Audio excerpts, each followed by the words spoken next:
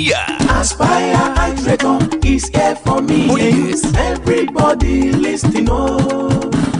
Real estate and land agent with 100% guarantee. Aspire Hydrator, now you be baba. Oh yes! Buy land, buy house, lease and rent houses or land with ease at Ibejuleki and its environs at Aspire Heights Realtor at affordable and reasonable price. We have estates in different places: Arium Estate, Abidjan, Lekki, Green Island, Lekki, Royal Flex Estate, Lekki, Peninsula Home Phase 2, Lekki, Royal Flex Estate Phase 3, Lekki. All these and more are our estates with good roads, maximum security, buildings with good structure and well planned. And as far as Ibejuleki have good future, you too can come and plan to have your own company. Refineries under construction, Lagos State Smart City, Lekki Free Trade Zone and Lekki Deep Seaport is under construction at Ibejuleki International Airport. 60 different Chinese companies, Fort Milan Bridge, Ibejuleki Shoprite and so on. Commercially and industrially, Ibejuleki will be great and conducive place for everybody. Come and get your own property at Aspire Heights Realtor. Come directly to our office at H56 57 Ikota Shopping Complex, VGC, Lekki Epe Expressway, Ajah, or call Mr. Adeniyi on this number 09070995466 or 08052894614. Aspire Heights Realtor says get your properties at affordable prices.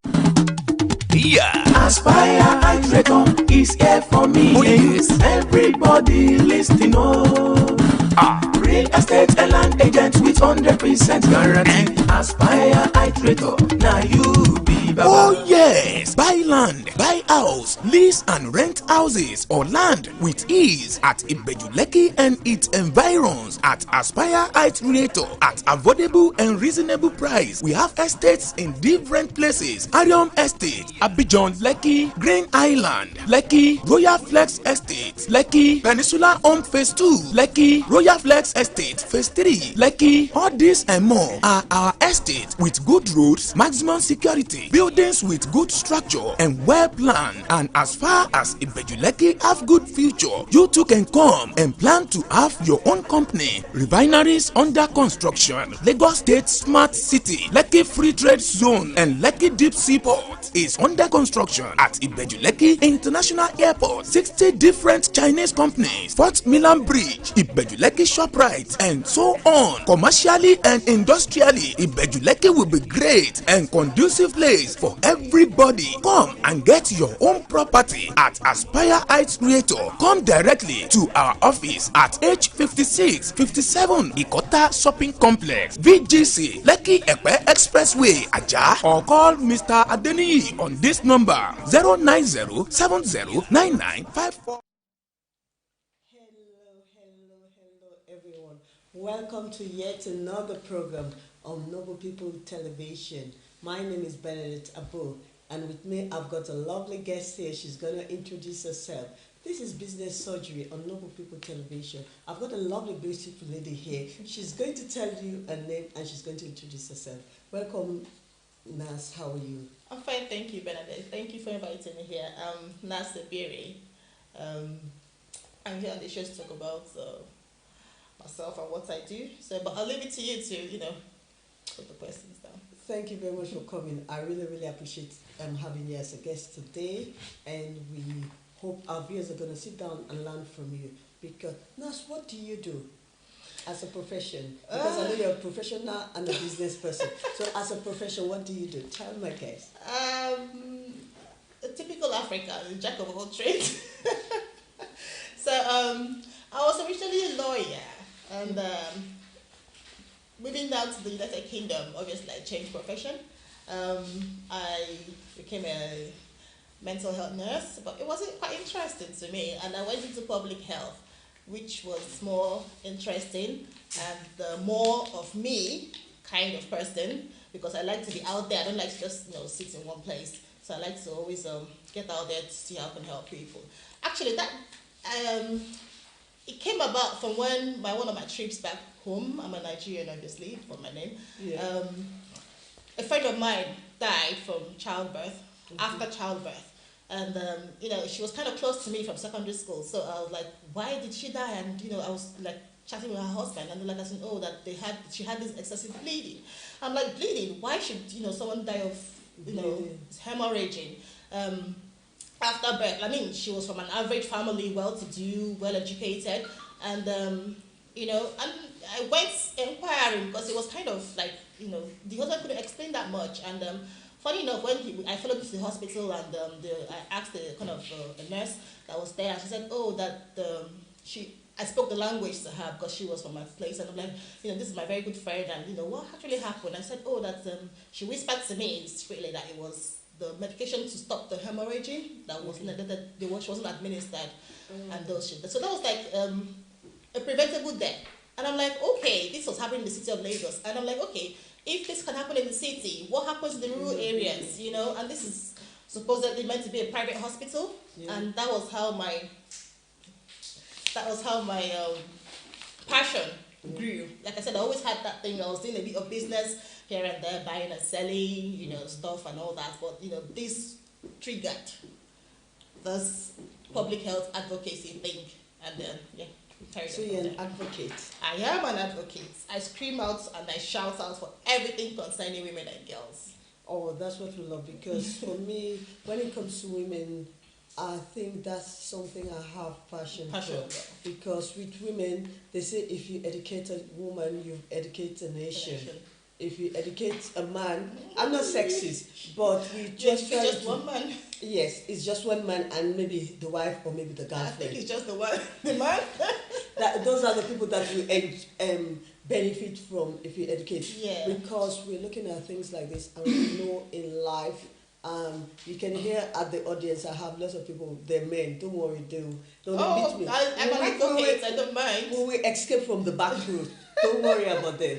So, but when it comes to women issue, it's really good, because especially in this country and where we tend to want to see things like equal opportunity, so it's really great. And we want people to come up more to show themselves up, because especially when it comes to ethnic minority, you work in a predominantly white area where actually black people are not willing to come up. So how do you advocate for them to be heard? That's a bit political there, because from my own little experience, I don't like people being marginalized. Yeah. And I always tell my colleagues and friends, like people like more specialists than I am, we have to sit at the table. Because if you're not at the table, you can't make decisions. Yeah. And I'm aiming at the neck, you talk with so much, but I said, yes, I'm trying to get there, and, it's one step at a time on the ladder. And, but, if you're at that level, you have to aim higher as well. You don't stay down, let me come up and meet you. I mean, you might be much older, much more experienced. You should be aiming to be at the top. Yeah. Not just at the top. I mean, the sky is just so broad. You can accommodate everybody. Don't say sky is the limit, because it's just a starting point. So what I try to say to people is never take no for an answer. I was just speaking to someone earlier today, and he was just saying how he was struggling with pushing his business and his funding, getting funding. I said, look, you keep knocking at that door until it opens. At least the person might open and say, what do you want? But the door is going to open. Okay. And then they can listen to you. It's a yes or a no answer, but don't take no for an answer. Especially if you know the person is in that position to help. And I always tell people also that if you need help, never be too embarrassed or too shy to ask for help. You never know what you get out of there. Tell me about your background, because you've gone from public health, from law to public health. So with law, that gives you more grounds for you to know about like contract or things like that, how you can come up. How did you get about to start change or move from one that migration into law to health? Yeah. Obviously Africans, your mom always wants to be a doctor or a lawyer or an engineer. Those are the three things every African parent wanted their children to be. So I wonder who was supposed to be the cleaner or the domestic assistant or the bin man or something. So law wasn't what I didn't have a passion for law. I was pushed into it, and I struggled. But I mean, I excelled. Out of that struggle. But when I came in here, embarrassingly, I took the exams, to try to see if I could get fit into. But I wasn't going to fit into. But it wasn't me as well. I'm not a kind of person I'm not a person that can sit in court. Like I said, I don't like sitting in an enclosed environment. I like to be out there, trying to see what I could do outside the four walls of a place. So obviously when I moved in here as well, like I said, nursing was the easier thing to dabble into, which could pay your bills. I went into that as well, and but then I wasn't finding I wasn't happy. I was doing that, but I was just paying my bills. I wasn't fulfilled. It wasn't me. I was like, I go to my work like on the ward, and I'm just looking around. I'm like, okay, what happens tomorrow? You come again, the same thing. You come again, the same thing. I said, no, this is not me. And then, like I said, something triggered it. So it was the death of my friend that triggered me to make that push into that, and I found my passion. And I'm so fulfilled. I'm not really fulfilled because I'm still climbing up the ladder, but I think I'm happy where I am, and because this is like a calling now for you. It is. You do what exactly God have called you wanted to be, and this is how I want to be. This is where I want to be. Mm-hmm. I'm not there because my parents want me to be there. No. So what advice will you give to our young ladies or our young adults that are coming up? Like I said, I'm a practicing Christian. I'm sorry, apologies to other faiths. But I always say to myself, and also tell my friends as well, no matter how you run away from a destiny, it's all, something it always brings you back to that path. Like I said, I struggled, I did law, I did nursing. Well, all that wasn't my calling, it wasn't my destiny, it wasn't my passion. But coming into this, I'm just, even when I'm struggling, like when I have public health, you do a lot of research, a lot of writings, essays, you have to be putting evidence-based stuff. You don't just wake up and say, oh, this is what it's supposed to be. What's the evidence? If there's no evidence, it's not valid. It doesn't work, So, but when I'm struggling with those paperwork, I'm not looking at it that I'm struggling. I'm happy, and I'm always like, okay, you keep searching. So it's quite interesting because you have that passion.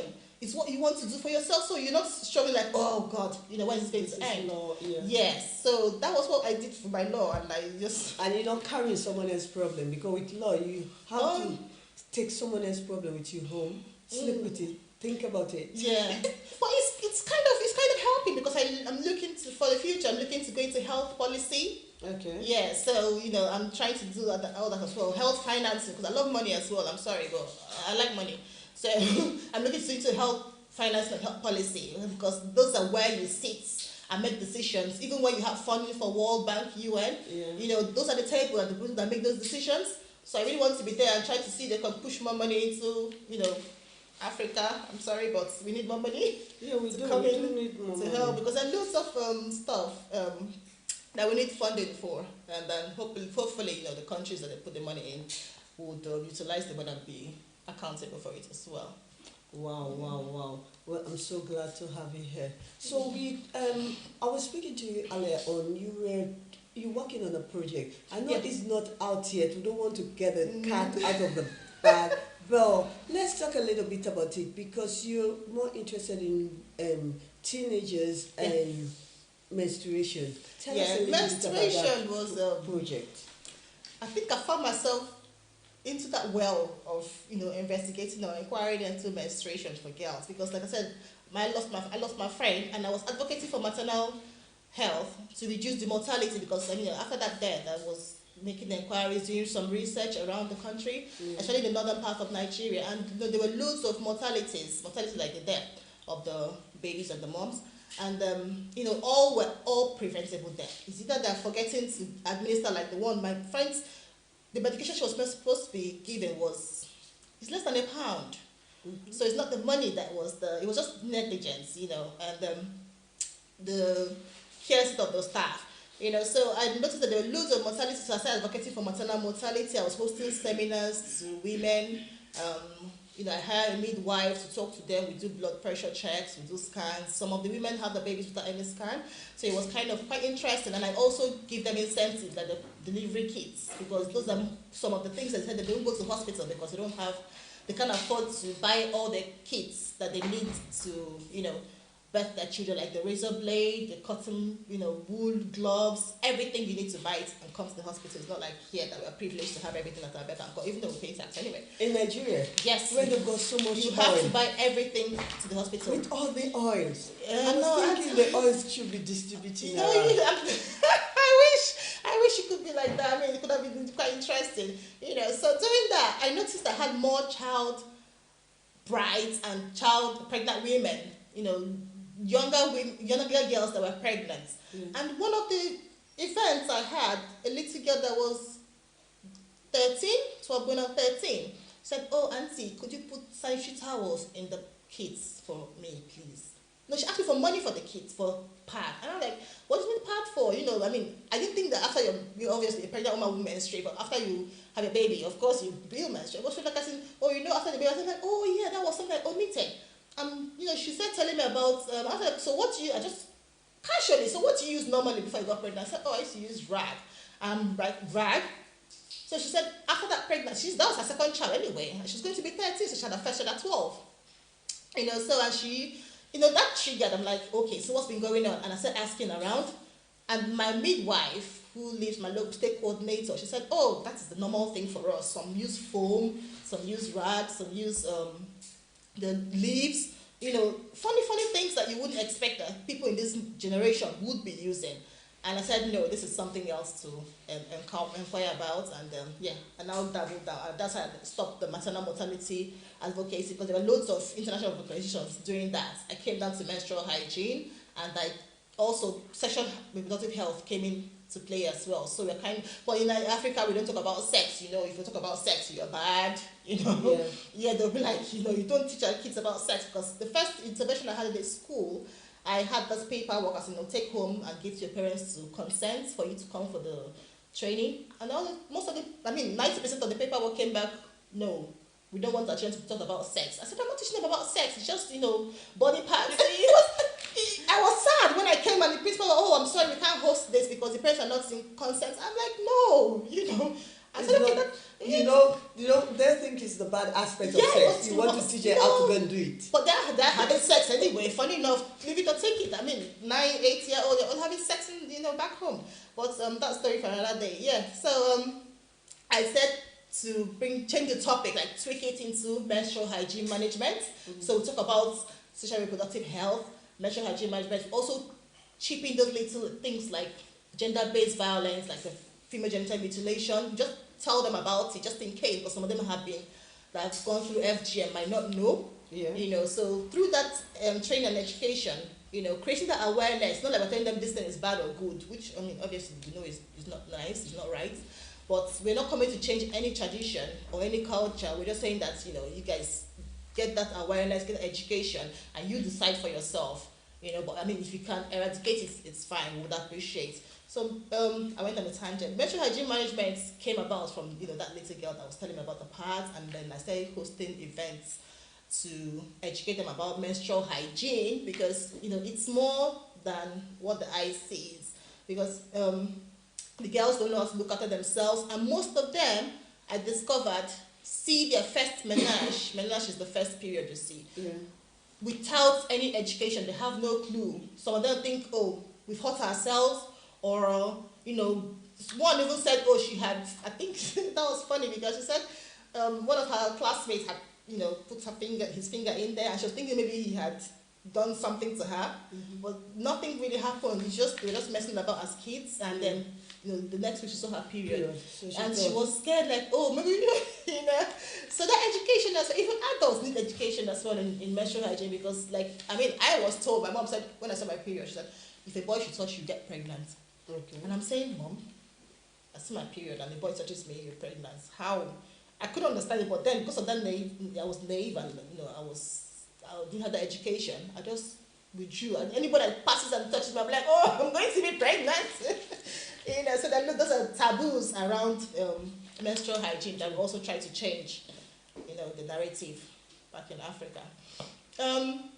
You asked me about my little secret. It's not a secret per se. It's a book I'm trying to write to educate girls.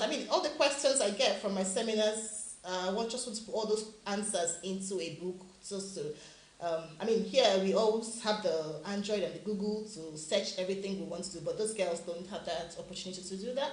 So I want to put everything in a book and give it to them for free. So at least they can go back and see what the menstrual cycle is, how you can calculate, when your next period is going to come, your ovulation period, when you're safe. Not like I'm telling them much about have sex when you're little but it's just for them to know. You can save them from having it, or if they want it, then they can know when to have it. Yeah, when it's to expect it, what to do, even hygiene. Some of them, when you ask them questions like, so how many hours could you keep a pad on? Like 7 hours, 8 hours? I'm like, no, but the pad is not stained. Some of them, like if you have like little flow, they'll keep it for the whole day. I said, no, those kind of little information, they don't know. Even the parents.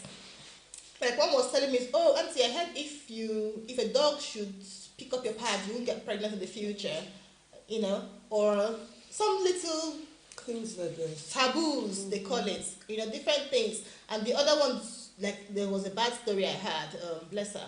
She was raped because she saw her period in school, and the boys were like, oh, you start having sex. That was in that community or in that area, that region. If you have start menstruating, they imagine you've been having sex. But this is an innocent, little girl. She just saw her period in school, and the boys were like, "Oh, let's have it as well with you because you've been having." I was like, "No," and all the struggle and all that, and she ended up being raped, which was really pathetic. So those kind of narratives is what we want to change. Like I said, even the adults are ignorant of this kind of things. Okay. Yeah. What age do you think is concerned when it comes to African? Because in UK here we think, okay, a child, we've got an age for child.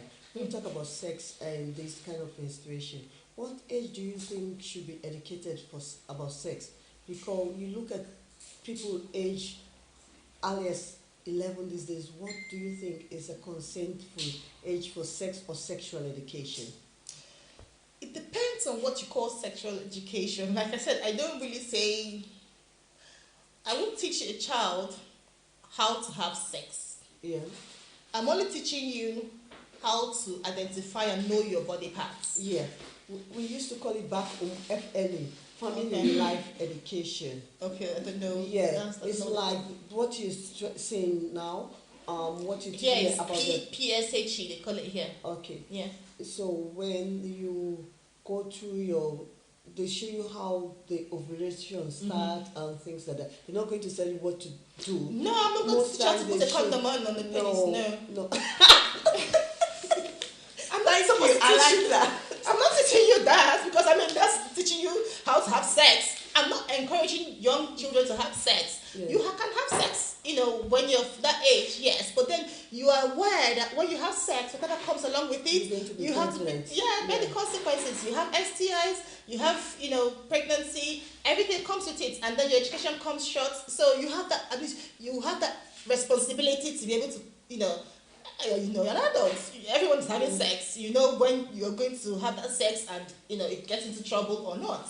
You can't just have kids. If you don't have that education or awareness, they always run into trouble. I had a bad experience. Let me share. It was National Hospital Abuja, and I went to see an uncle of mine who wasn't feeling very well. And we're coming out, but my aunt, his wife, was still there having a chat with the doctor.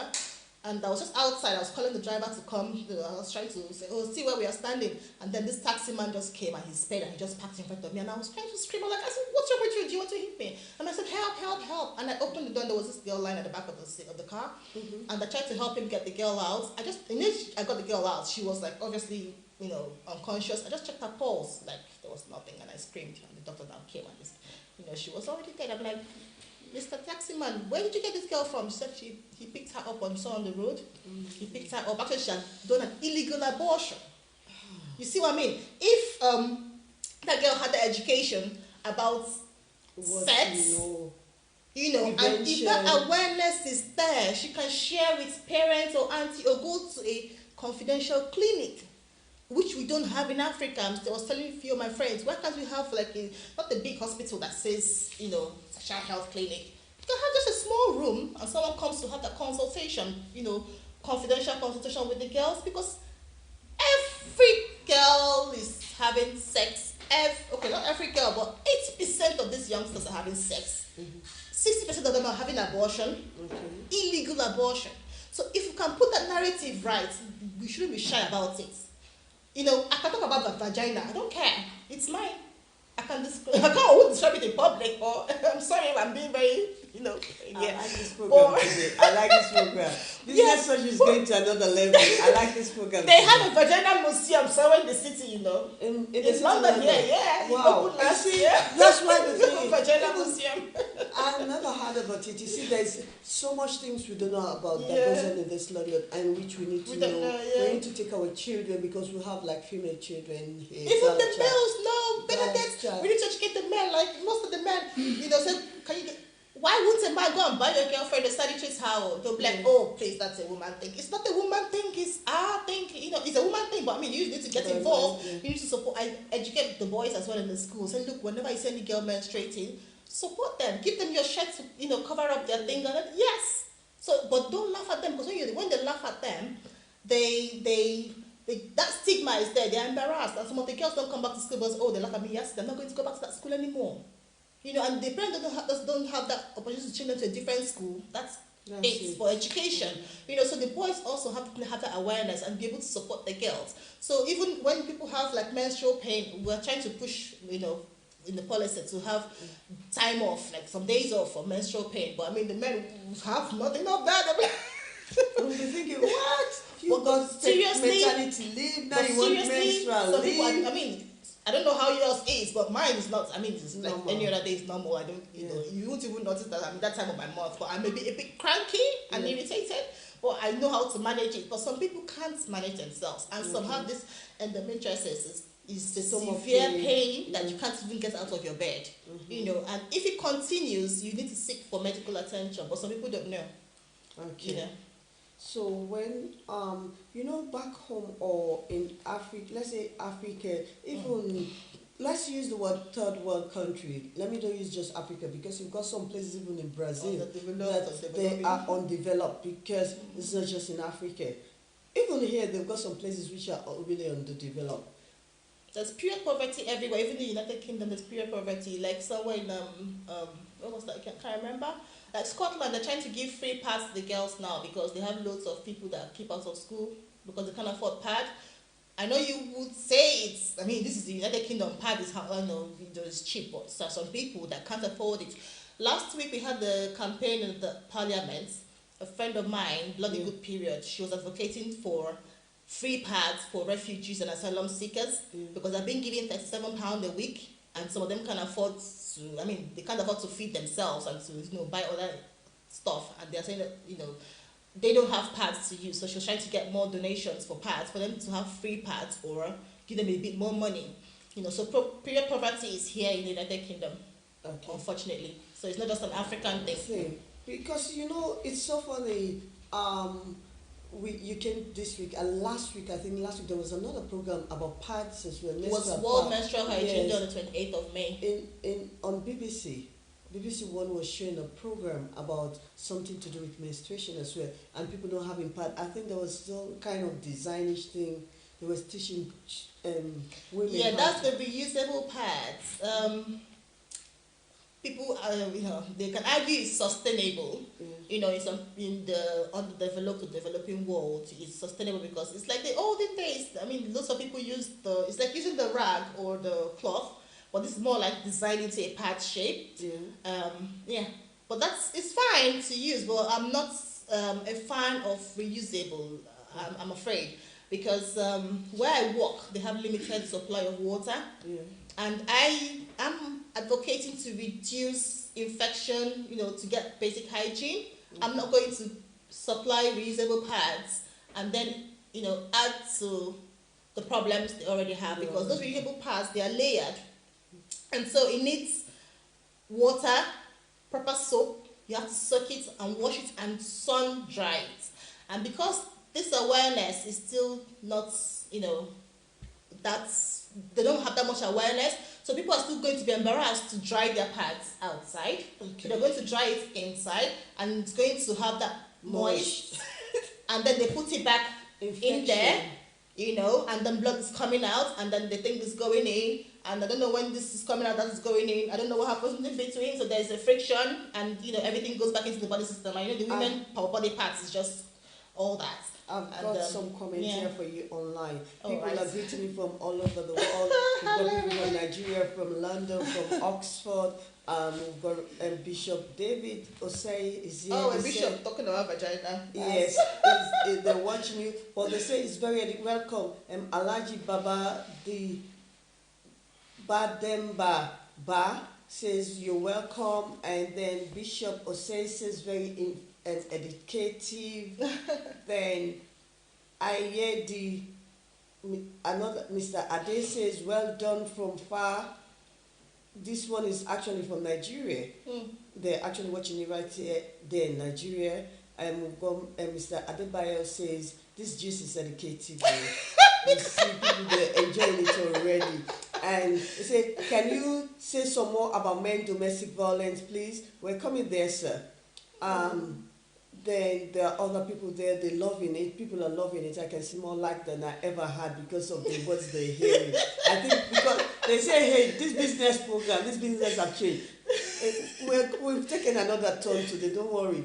And Madam Say Ade Bia says, good evening, everyone in the house. Good evening, Ma. God bless you. Good evening. Mariatu Siddiqui says, good evening, my dear. Good evening, Mariatu. Welcome. Thank you very much for watching Business on You. That's another businesswoman, and we hope to see you soon on the program.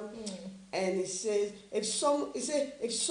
some people can't manage the period, that shows that the person is dirty. Oh no, that's a wrong narrative.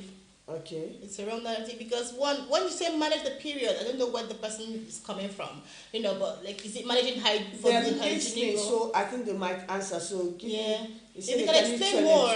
They can use. Madam say he said they can use toilet roll. Oh no, it's not hygienic. The toilet paper. It's got those particles and. When the blood sucks in the tissue paper, it all breaks and it comes out in, it just goes all over the place. So it's not hygienic at all. No matter how white the tissue paper is, it's not. It's not hygienic at all. So I don't encourage use of tissue paper.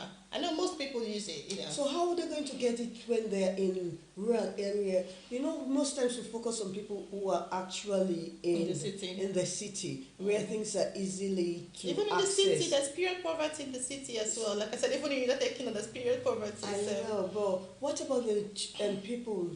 How will they get the pad? People that lives in the provinces, how will they get the pad? Well, unfortunately, what we do when we do advocacy and our seminars, we give out free pads to the girls, but it's not sustainable yet because, the funding is only limited. So it depends, but we always encourage that what most of the communities I go to, I try to target the well-to-do people. I say, look, this pads, it's for a good cause. If you can just sponsor these girls, and it also improves school attendance as well. When they say, oh, you come to school, you have your free pad for the month, they're happy to come. I think I should take you to my country. I'm originally from Sierra Leone, if you don't know. I'm from sponsor. Sierra Leone. I think I can bring you to my country because people need it. And when it comes to things like this, we might think, okay, it's just, they don't need it. Sometimes people think this is 21st century. They need it. Well, and they think, everyone knows about it, but these are things which women need to know, girls need to know, and it's very, very, it's a necessity. It is, because people, they give out condom companies give out free condoms. Condom is, condom use is a choice. You have a choice to have sex, but you don't have a choice to see your period. It has to come every month. So I don't know why they are not, those pad companies are not giving out those pads for free, or at least subsidize it, because they were pushing to reduce the tax on pads here in the UK. Yeah. And we fought Boots. Yeah. We fought Tesco brought theirs down, Superdrug, Sainsbury's, everyone brought their prices down. Boots were like, oh, we're going to. But in the end, the big advocates, it was a big push, and they said you keep knocking on that door until it opens, and they took out the tax. You can't be taxing me for seeing my period. It's not my fault I'm seeing my period. I'm a woman. Why would I pay tax to buy a pad to hold that blood back? So then you now go out to, like in my school, I was telling the student union, so all this, a pack of pad, okay, if you go to £1 shop, it's a pack of eight pieces in the pack, is like £1 or something, and then you put this instrument in the toilet, in the bathrooms, and then you told me to put a £1 coin for one tampon. Why? How much is a full pack of tampon? That's about £2.99, £3. Yeah. You know, that's a rip-off. You can't be, extorting me to see my period, and then you go out to the hostels or the dormitories or to the sexual health clinics and put boxes of condoms, everyone pick up water. No, I'm not having that. So this is kind of thing. We need to turn that around. Like I said, having sex is a choice. Yeah. If I want to have sex with that, I will think about, okay, yes, I'm going to do this tonight. Or it doesn't always happen at night anyway. It happens any time of the day. But Yeah. I mean, the period, it's going to come. You don't have a choice. That's okay. This period's not going to come this month. With contraception and all that, family planning now. Some periods are, but I mean, these girls we're advocating for, they haven't gotten that level yet to say we're not having this period. We won't start taking family planning to stop the periods. No. Yeah. And I'm not an advocate of taking pills to stop period. Let it flow. Let it flow because Let it's it flow. natural. That's from God. My caption flow with pride. It's just like you're saying, you can breathe and then stop your breathing. Why should you do that? Why should you do that? But sometimes some people say, that blood coming out is bad blood. It's not bad blood. Mm-hmm. It is not bad blood. It's just because the blood hasn't been fertilized to start to have the baby. So it's going to come out. And funny enough, I was having this conference last week, and I'm like, okay, and this was a nursing conference, funny enough, and I'm like, how many holes does the female vagina, female part have? And they're like 3, 4, 5, 2, 1. I said, well, it's just 3. And they're like, really? Another question, how much blood do you lose during your period? And they said, people didn't know, but it's only 3 teaspoons. Let me take a seat properly. I'm learning this one. Yeah, 3 teaspoons of blood you lose every period. But people think, like when I was going, my mom said, Teaspoon. yes. So sorry, tablespoon, sorry. But why don't this thing come just one tablespoon and finish? No, it's those. Because I prefer that 3 tablespoons come 1 minute and I finish it and go home. No, it's just those things that it just breaks down the ovaries, because it's like I said, it's the egg that didn't fertilize. It's going to just break down. But if it fertilizes, then you get pregnant. So those are those little information that I didn't know about. So I decided to do my research on that. So I'm sure most people don't know as well. Yeah, it's quite interesting. Well, it's quite interesting, and I'm really, really, to me, someone who wants to know. I want to know more. No, because if is there any way we can send telex to heaven and say, please, can mine just come one go and 1 hour, bring everything out? Bring it out, because 3 teaspoons is not a lot. It's not a lot. So bring it out and I forget about it and I go my way. And that we'll finish just that. Making your growth rapid. Yes. So just grow up to be an adult in 1 day. Yes, we'll finish with that part and I'm done. I know, because that phase is so, like I said, some people have bad menstrual pain and that period, some don't and it have takes it at so all. long. Yeah. It's quite, I sympathize with some people that have that pain. Like I said, sometimes I don't have pain, but I could be cranky and irritated. Those are the symbols. Or sometimes it's because of unnecessarily emotional, like, what's wrong with you? I don't know. And mood swings. Sometimes you get that mood swing and you're like, it's a period. Okay. So yeah, that's what happens. The female body parts is so interesting what we don't know. Yeah, it is. It's quite very good. It's very good because when you talk about this thing, people need to know about this thing and how we work. Because the day you were talking about it, I just leaned back and I said, "Wow, this is something people need to hear about. This is something we need to educate people, and then let's all." Anita Koroma is running a child charity in Sierra Leone. It will be useful for the two to work. I'll link her in. If Anita will contact me, then I'll link her with Nas. I'll put her in contact with Nas because Nas is an advocate and she does lots of projects here in UK and abroad. Because it's good when, sometimes when people look at things and they say, oh, we want to go back home. I want to do things back home. I've been saying this charity begins at home. And for me, I said this is home. Because it's like home is where you sleep. Here we spend most of our time. There we go 2-3 months. We don't spend 12 months there. We don't spend 11 months there. So this is home. So it's good when we're doing this, getting our girls here, our young girls here in the UK to know about this, getting our teenagers to know about it before they reach that period.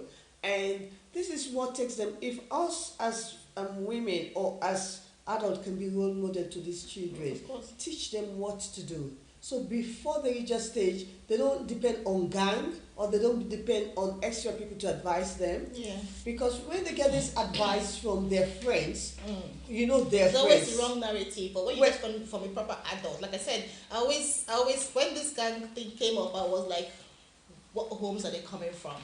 You know, and I challenged the community, said, leave the government out of this. The government can't solve all our problems. We need to come back home, you know, local community. How do you, I mean, in Africa, you know, every parent trains the child. You know, but here you see somebody's child doing something wrong, you just throw your face the other way, like, you know, it's a wrong narrative, but unfortunately this is, you know, the society we're living in, and that's why things are getting really, really bad. But if you start to educate, like, targeting the faith organizations, you know, Africans always depend on their faith groups, churches, mosques, you know, what they call them. That's where we spend most of our time. Yes. Actually. So if more of this is being, you know, discussed, these conversations keep coming up. You know, it doesn't have to be like, I mean, Sunday is for more of like discussing the Bible, worship, and all that. Yeah, they can have like, you know, some Saturday. There are lots of time with these youngsters. You know, you can call them together and start having those kind of trainings and education. It might not be like training. It might be like a discussion, a conversation. Some of them might not really have that closeness with their parents to discuss this, but outside with another professional, you can't discuss it. And you know, actually, freely. I think you might get lots of invite because I've got lots of bishops in my group. Oh, I'm not going to discuss vagina with the bishops. And we've got because they like the girls. They've always got interest in like wanting for the youngster to know. It's good to get this advice from us as Christians, because you know when you're doing it or you're telling them, you know you've got a Christian value in you. You know what's got, you fear God, and you know what you're telling the child is right. Then you know sometimes when they depend on their friends. Do you know why most people get into gangs? When they are in trouble, they go to their so-called friends. Their friends will tell them do ABC, and then they get out of it, and they think it's right. The next thing they do, if that friend want to tell them to do something wrong, you say, you remember I took you out of that trouble. You remember, eh? Do you remember that problem? So automatically they think they hold them loyalty because you needed help. And they want to ask for you to reciprocate. Yes. Those are the kind of things. So it's really, really good. And to be honest, these are the things that we need to teach our children. These are the things that we need to actually take around. I think every mom and every parent, not just mom, I don't always limit it to the moms. Every parent needs to really bring their children close. I mean, I think it's better here in the Western world because I mean kids are a bit more closer, but Africans, you know, there's always this gap because parents are always busy working, they don't have time, and you have loads of nannies and, you know, uncles and aunties living together with you, so you don't really have that closeness with your parents. But here it's quite, but then how flexible and how free are we to discuss these issues with our children? Like my 9-year-old, I'm writing a book on menstrual hygiene management, and I've ordered loads of books to get ideas from, and my daughter picked it up and she was reading. She's just 9, and she's like, I said, Mommy, this book is quite interesting. I said, yes, you pick up. But obviously there were some topics that I had to rip off, like masturbation, you know, those kind of immoral things that I wouldn't want my 9-year-old to know. So I just ripped off all the ones I really want to use later. I'm going to have something on sexual health as well in the future. I'll just like put them away. But the ones that are good for her age, you know, like if someone was asking me when is the right time to talking about this kind of things, menstrual hygiene. I said you can start from any time, like 9. Some kids see their periods from 9 years old, you know, so it's good to always have that, give them that information. So when it comes, it's not like a surprise and they're not worried and stressed out because they already know that it's going to come. Unfortunately for me, you know, I changed in front of my daughter and she knows what the part is and how to put it, she's just watching me. I said, this is the underwear, you put that, you know, and you put it on. She's like, oh, really? Okay, so when I start using it, it's fine. Using like panty liners as well. I think all girls should be wearing panty liners. But it's not everybody that does it because, I don't know, if you're not your period, you know, girl body parts is just like that. Unfortunately, that's how we're made. And you discharge at some point. You know, when you're ovulating, you will discharge more. Okay. So you don't want to discharge into your underwear because it smells. Okay. So discharge into the panty liner and then you change it every day. Every day you come have a night bath. Of course, you take it out. But when you don't have it and you're discharging, when you're ovulating, discharging, that it stains your underwear. It comes on your clothes, you know. And I don't know, but I'm sorry, but I just feel like one should have panty liner on. Okay. It's more hygienic. Yeah. Wow, I'm that's sorry, really I'm good. having to. No, it's good, it's good. Too It's many good because we're personal learning, and I like this. This wasn't what I was expecting, but I think I'm liking what I'm hearing. I think so. And someone asked about men domestic violence. They say here, can you say something about men domestic violence, please? They're thinking sometimes men get the Abused. women abuse them. No, men get abused. A lot of men get abused, but because the men with the ego, they don't speak out. Yeah. That's why you have more suicide rates among men than women. Yeah. It's higher in men because they don't talk. Even when they're ill, they don't talk about. They don't say they're ill. They don't go to the GP until it's life threatening. The same thing with the best about, because sometimes they'll be like, oh, my peers or my mates will see me like I'm not a man. You're weak. My wife or my girlfriend is abusing me. You're weak. That kind of a thing. Mm-hmm. But I always say, if you need that help, ask for help. You can save 1,000,001 problems for yourself when you ask for help. You might not go to your people that you know, but there are loads of professionals you can go to. Lots of charities, organizations that do those kind of what's it called? Yes, to help Counseling. men. Yes, counseling, therapy. Loads of avenues you can go to. And sometimes you Seek don't even for need help. to go face to face. You can No, speak over you can on the phone, phone. confidential. You can Yeah. do it online, Yeah. which no one sees you. You don't need to be shy to do it. Yeah, but because don't take everyone yourself. needs help. Everybody Basically, needs everyone help. needs Trust me, help. everyone needs help. So I don't know. Women. Most women are very aggressive. Unfortunately, someone like me, I might be having a chat because I have a loud tone of voice. Yeah. I might think, I'm shouting, but I'm just chatting. My husband knows me like that. He's like, okay, Sometimes when I'm talking to somebody, like, this is your mouth, because he doesn't know I have a very sharp mouth. You ask me one, I give you 10. So people are really close to me, understand me the way I am, And like I said, I'm a fighter for everything, girl, child, inequality. I share this. If you've got my Twitter account, I say I'm a funny defender. And somebody tweeted me like, "What's a funny?" I said, "Funny, you're funny, vagina, no fun." You can't be chopping up the clitoris just like that, So I defend, FGM. I say no for me. Well, that's no. another good topic as well, because FGM is when it comes to FGM, because sometimes they do it and people do it like thinking it's something Culture, good. religion. Because I haven't gone through it, but it's common in my country and people do it. But when you come back home, it was like a culture, a tradition. They teach people, because I like some part of it. I haven't gone through it, so I will not know the pain they feel. So at the end of the day, I cannot say yes or no. But I used to like the dancing they do. They teach them how to cook, ceremony. how to become a woman. How, if there's advocating against it, how will they bring that other aspect of the culture into society? Like I said, when we go into communities, we don't come to say this is wrong or this is right. Because you can come into my house and tell me where my sofa is positioned is wrong. Yeah. Of course, I will walk you out of my house. It's not your business where my sofa is positioned. It's my house. I decided to put it there. But you can come and tell me nice. You say, oh, probably this sofa, it could be nicer if you put it this way. And then I can consider it. So it's the tactics you use to make that approach. Because what are the reasons for FGM to be practiced? Okay. Most of people always say it's our culture. I have this man I was trying to, get funding from. And he was like, I said, no, I can fund you for something else. I'm not going to fund you to go and eradicate my culture. This is a well-educated man. He said, oh, it's just we're all caught, and this is what they know they've grown up to. But I mean, this is something from our ancestors. There is no health benefits. Instead, it has loads of disadvantages, because when the FGM has type 1, 2, 3, 4. Okay. Yeah, so type 1 is when you just scrape the clit a little bit. Type 2, you chop off the clit. Type 3, you chop the clit and the Yeah. I'm describing the vagina now, God help me. And you chop off the... People would like to watch it. I think this will be a very, very interesting program. What was it called? The labia. And then the type 4, you chop off and then you stitch it down. That is horrendous. So when you stitch down, how do you want... And remember, there are 3 holes in the woman's vagina. Okay. So those holes, It's locked now. yes. So you stitch everything. No, they don't stitch everything. They stitch only Oh. a little hole for the penis to pass. Imagine the big penis going through that tiny hole.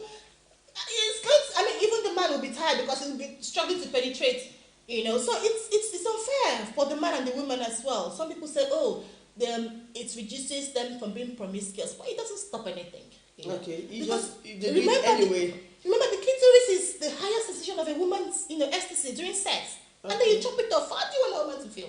I don't know how they're going to feel because mine is not chopped. Mine's not chopped as well. But I mean, I get sensation from the clitoris. So I just imagine if it's not there, what will happen? What will in my happen? sexual life? I'll be doomed Because forever. I think it's good because you don't have like that desire to do things. Yes, and but when you now become an adult and then it's required, what happens? You're going to be in pain forever, and you're going to you wouldn't want the knife to fall because you don't want your husband to come near you because it's just going to be torture. I mean, sex should be something you enjoy. You can't time for sex and you're like, oh, not again. I'm going to be in pain and bruises again. No, and some men like some health talks we've held. Some men are like, I can't, even penetrate my wife. It's difficult for me because she's crying, she's in pain. I can't do it. So I'll be like, yes, I enjoy it. Some cultures, some of them will be like, when they get married, obviously the woman has been, gone through FGM and everything, and then the parents want to see in the next morning that, it's happened, and they want to see your sheets and all that embarrassing thing. I don't understand. I'm not criticizing anybody's culture, but this is my privacy. This is me and my husband's business. Why are you coming to get involved? All these family in-laws and outlaws. I don't, but that's the culture. I'm not criticizing anybody's culture, like I said. But FGM, personally, to me, you don't like it. Okay. Not like I don't like it. I detest it. It's good. It's good. I am not.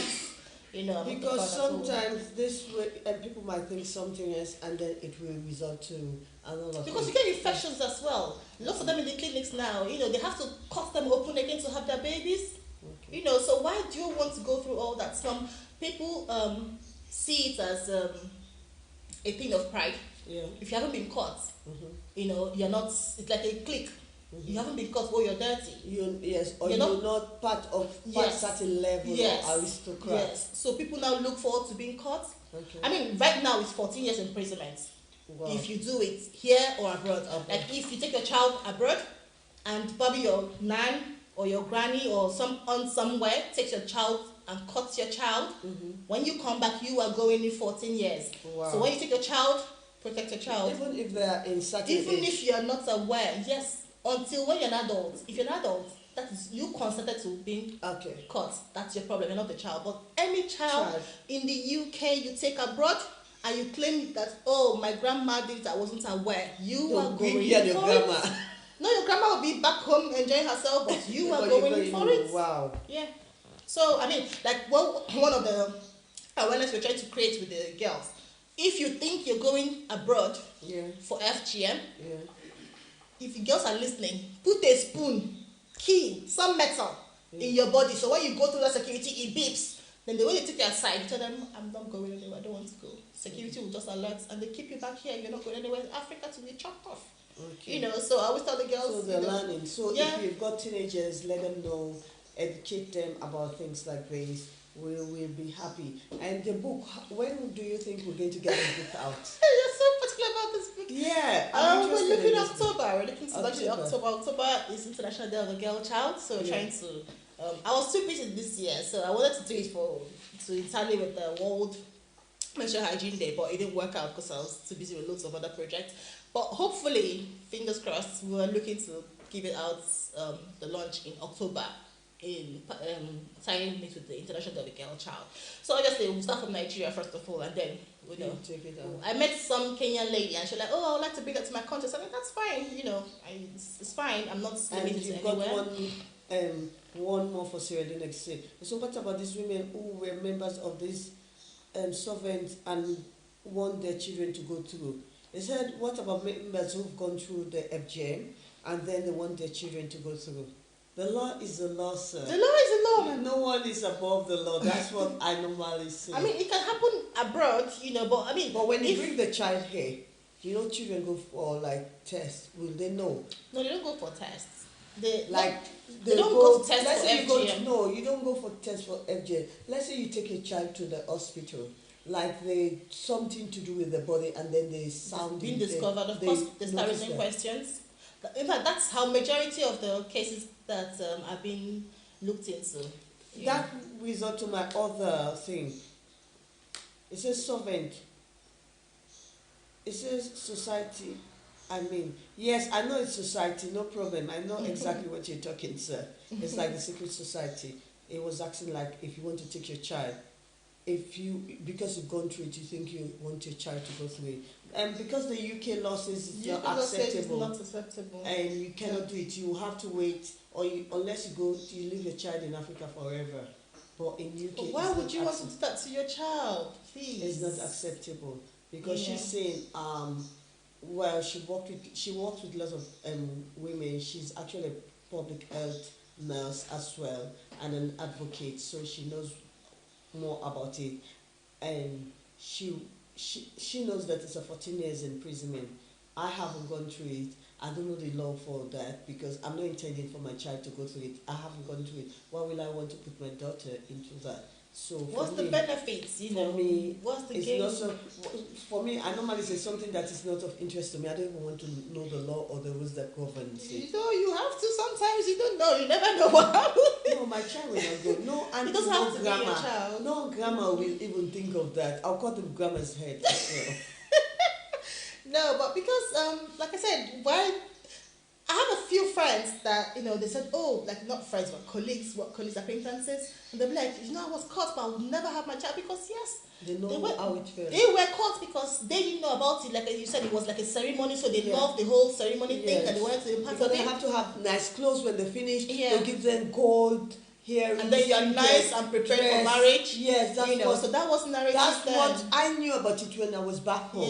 Yeah. There's no health I know they do the benefits. cutting, but I never knew about the disadvantages until when I came it's to more UK. than the advantage. And I think people in Africa need to be educated about this as well because when we're back home, we look at the ceremonious side of it.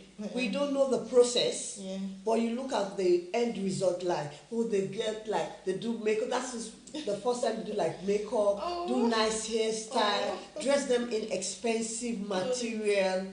Or they're ready to be married now. So when it comes to things like that, we see the enjoyable side of it. We don't know the pain they go through. Yeah, most of them don't. Because they're kept in places which they call bush, but I don't want to go into that. That's a very sensitive area, so I don't want to go into that. No, it's not. There's no health benefits in it. There are loads of disadvantages. Like I said, having sex is difficult. Even when they're menstruating, so it's difficult. Marietta says FGM is a no, and actually she's like Muslim background because in Syria mostly the people that have Muslim background go through it. The Christians, I don't know nowadays, but before, but in our side it's mostly like people that are Muslims or certain tribes that go through FGM. Yes, in my country. Yeah. So it's both religion and culture. It's not all about religion, just not about religion. Yeah, but it's actually a cultural thing. Actually. Yeah, it's mostly cultural. It's And sometimes it's like the employment thing because one of the rural parts of Nigeria is the West, actually. And you would think in Nigeria, the North is like number 4. Yeah. But you would think because they're Muslim dominated, they'll be practicing it. But they're not practicing. It's not that prevalent there. But the West and the Southwest, is a lot that happens there. And most of them I said, okay, if we stop this, what other job are you going to give us? So it was a job for them. Okay, so that's the thing. They were earning money. So we said, okay, no, we'll give you a small startup grant. Not grants, something to grants, grant. grant. Since this is a job, you're making money because they're making money for it. Yeah. And the fathers as well, they pay them, and the fathers, they have that pride that, oh, my daughter has been through this thing. So we try to change that idea. Okay, instead of any money from chopping off these things, take money, start a small petty business. So you're still earning money as well. And ignore the cutting. And ignore the chopping. If you're chopping, that's what I call it. It's so horrendous. It's good. I like that. Yeah. So it's good, to be honest. And so what's the words for my viewers? What's the message to my viewers and those out there, women, girls, even men? What's the message you've got for them today? To my girls, first of all, we first. I would say we should just always never have a limit. Yeah. Always keep pushing. Don't say, oh, this is what I've achieved. I'm fine here. There is no stopping point. It's always a start. Every day is a new phase. Always try to enlighten ourselves and don't let the males, I'm sorry, but try to suppress us, so dominate us. No, I'm not saying you put up a fight. I mean, I'm not 100% feminist, but I always love everything about women and girl, child. So always, and the younger generation as well. Always, just keep pushing. And within your community, this is not for everybody. I always feel, always try to see what you can do within your community. Empowerment doesn't mean giving £1 million to somebody. You can empower somebody by, like you can go to a shop and someone picks shopping and they're short of money, like they shop and they want to put some things back because they haven't got the money. If you can't afford it, because that person picked up that item in the basket because they need it, and you can just help 1, 2, 3, 4 pounds, so within that community we should try and help and put our eyes on the ground. We should try to look more than the eyes can see. You can be passing a simple hello, are you okay? A simple smile, you don't know how much it's going to mean for that individual. You pass it in the lift, you go and everybody just like, it's maybe because it's my kind of person, but I like to chit chat. Yeah. Are you okay? Are you alright? Nice blazer, because nice shoes. I met you one day, and we were friends just one day. I cannot even say it's one day. It's like 3 hours like program. We've known ourselves and we look like we knew ourselves since 12 years back. Compliments, it goes a long way. You don't know how. I met a guy that was suicidal, and I'm like, I love your shirt, and he looks at his shirt like, he obviously was already down, he was depressed, and then he said, can I talk to you? I'm like, of course, sure. And I, carried it was in the restaurant. And I put his plate in my tray, and I said, you carry the drinks. So we're like friends, buddies going on. And we sat down together, and he was like, and he just opened up. Yeah. Only, are you okay? And he, so it's this country is the weather is alone is depressing. Sun come out, no. Rain fall, no. It's just upside down, it's all over the place. So we should always be our neighbors, look out for ourselves, be our neighbor's keeper, see what we can do for ourselves. Back home in Africa, I always say, instead of you to go out the big market to do your shopping, why don't you shop from the little small businesses around you? Yeah. Because when you empower them, it's empowering the community as well. Sometimes you buy your lunch locally. Exactly, same there. I just think if people around you are fine, I think you'll be fine as well. Because like one of my aunts, she had loads of people living in her area. She had loads of scholarships she was giving out. All her neighbors, everybody. I'm like, I said, Auntie, why are you doing all this? She was a massive philanthropist. And she's like, I said, look, because if they want to start stealing, they'll start from my house because I'm the most wealthy in the streets. So if they want to start robbing, they'll rob her. So, but if she's empowered them, they're all right, they're fine. Yeah. Why not? So you secure yourself as well. Okay, yeah. Which is really, really good. It's really, really great. And you see, if you talk to people, you don't know what people are going through, and it will help them. Because this is a place where you might think people have done makeup and you think, their life is women, fine. we hide under this our makeup a lot. And you don't know what exactly the person is going through. You can help someone by just talking to them and just being nice to them. Because you work in the community, so you know I know a lot of stories about this. Yeah. So because I have problems as well. So sometimes that's what you just need, you see, and just smiling to each other. Because if we never would have smiled to each other, we wouldn't have been here today. Yeah, because I met you on the program in Ebony Ambassador, and we were just like talking, and that's what you need, because by just talking to someone, you can help them get as well, what you want. Yeah, and especially if you're into business, talk to people, because you don't know when you will need them, or you don't know what they can do to you and how you can work together. Because we're looking at putting lots of programs, and we will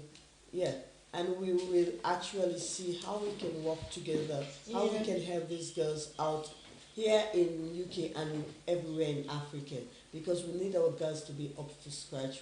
They need help, and we need to help them. We need to be that role model. So what's your last word for the viewers? For Maria Siddiqui, thank you very much for watching us. She's actually an entrepreneur. She's got little children. She works in she's the owner of a nursery school. Okay. Yes. Komba is watching Big ups to us. people that own nursery And school. Sony Odebia, Maria to Sidiki said yes, it's true. And she said very good advice, thank you. That's Maria to Sidiki again. And lots of people are watching. Let me go to the other page. Let me see, because I want to see all the comments, because sometimes people say, oh, you didn't read my comment. my comment.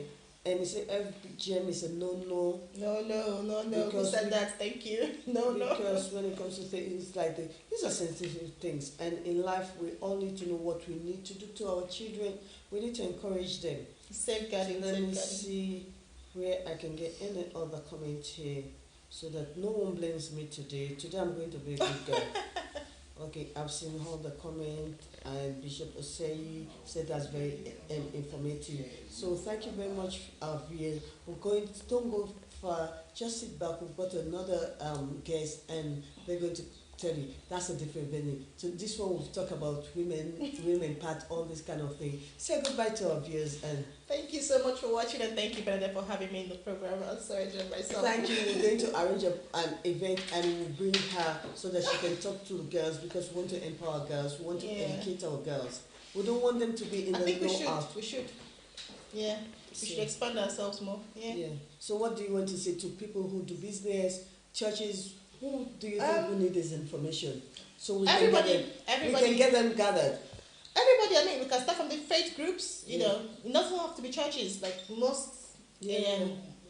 Every faith groups, you know, if we empower the girls there, that's fine. And obviously it's easier to get them together, and you can educate them loads of things, not just even in health, everything, you know, about teenage stuff. I think I need to invite you to my church. We have women programs there. Okay. And then I will speak to the people in church, and then we'll bring you Contact to not just teenage girls, but teenagers in general. We'll bring you in to deal with that. I will speak to those in charge of that. So as I was saying, you know, everybody, partnership is key. You know, you can't walk alone. It's not, you know, the world's not, you know, it can't be a world of It's your not own. an island. Yeah, it's not an island. You have to work in partnership. You never know what the other person. I'm still learning, and I learn a lot from different people. So when we work together, especially people that do the similar projects, you know, I'm an entrepreneur as well. Like I said, in the future, probably sometime next year, I'm looking to start producing low-cost sanitary pads, a cheaper one, because there's this lady I met in India. She's producing cheap pads to communities, and even what's her name again? Meghan Markle. Yeah. She a new name is the Duchess of Sussex. Okay, the Duchess of Sussex. Yeah, she said most of her she didn't want wedding gifts, so she picked 6 charities. They're supposed to donate what's it called to donate whatever present you wanted to give. So that charity in India, Mumbai specifically, So because she's been there, she was there last year, and they did low-cost sanitary pads. So fortunately, I was fortunate enough to meet the lady, and she's like, oh, she'll be glad to partner with us, and so hopefully, look, that's something that we're going to do next year, to start to produce low-cost sanitary pads, so these girls can be able to afford it. Because I think it's the affordability that's the problem, that they are not able to use. Oh, that's really good. Thank you so much, Nas. You've got so much information to give. So I was wondering why you never wanted to come on this program. But now I know you've got so much inside of you, and we're so happy to have you here. We'll bring you back another time on another program. There's a program which we want to bring you. It might be on a Friday, and we will bring you back on that program. Then you'll talk more about this thing. Thank you very much. Thank you so much for viewers and the bishops. I'm coming to your churches to talk. And then we look forward to the book. I think we'll bring you by October. When it's out, definitely. Then we'll bring you in during the launch. Thank you very much. We're so glad to have you here. Thank you, Benedict. Appreciate it. Thank you. Thank you, viewers. Don't go anywhere. Sit back. We've got another guest, and that's going to be entertaining for you. Thank you, and have a great day.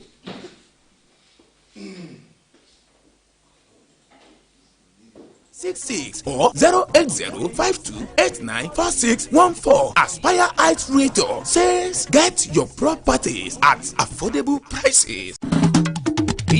Aspire Heights Realtor is here for me. Oh, yes. Everybody listening, real estate and land agent with 100% guarantee. Aspire Heights Realtor, now you be baba. Oh yes, buy land land, buy house, lease and rent houses or land with ease at Ibejuleki and its environs at Aspire Heights Realtor at affordable and reasonable price. We have estates in different places: Arium Estate, Abidjan, Lekki, Green Island, Lekki, Royal Flex Estate, Lekki, Peninsula Home Phase 2, Lekki, Royal Flex Estate Phase 3, Lekki. All these and more are our estates with good roads, maximum security, buildings with good structure and well planned. And as far as Ibejuleki have good future, you too can come and plan to have your own company. Refineries under construction, Lagos State Smart City, Lekki Free Trade Zone and Lekki Deep Seaport is under construction at Ibejuleki International Airport. 60 different Chinese companies, Fort Milan Bridge, Ibejuleki Shoprite and so on. Commercially and industrially, Ibejuleki will be great and conducive place for everybody. Come and get your own property at Aspire Heights Realtor. Come directly to our office at H56 57 Ikota Shopping Complex, VGC, Lekki Epe Expressway, Ajah, or call Mr. Adeniyi on this number